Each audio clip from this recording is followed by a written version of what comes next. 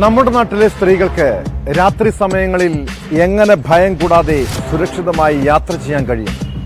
ബസ്സിലും ട്രെയിനിലുമൊക്കെ യുവതികൾക്ക് നേരെ സഹയാത്രികരുടെ അതിക്രമം പതിവായിരിക്കുന്നു.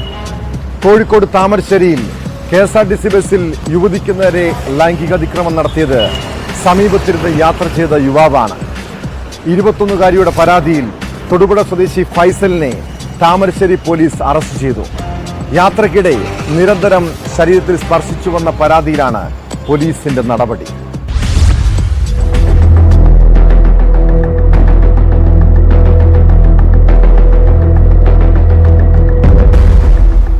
ബംഗളൂരുവിൽ നിന്ന് കോഴിക്കോട്ടേക്ക് വരികയായിരുന്ന KSRTC ബസ്സിൽ ബുധനാഴ്ച അർദ്ധരാത്രിയായിരുന്നു സംഭവം.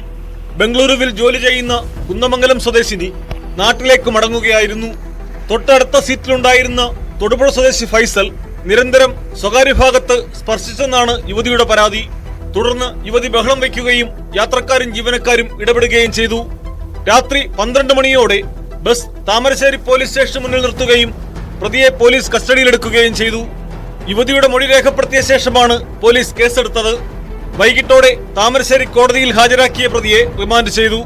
കഴിഞ്ഞ ദിവസം രാത്രിയിലും KSRTC ബസ്സിൽ ഇത്തരത്തിൽ ഒരു യുവതിക്ക് നേരെ അതിക്രമം നടന്നിരുന്നു.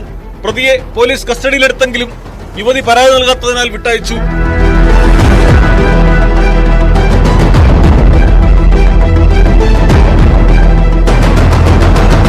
ന്യൂസ് 18 താമരശ്ശേരി.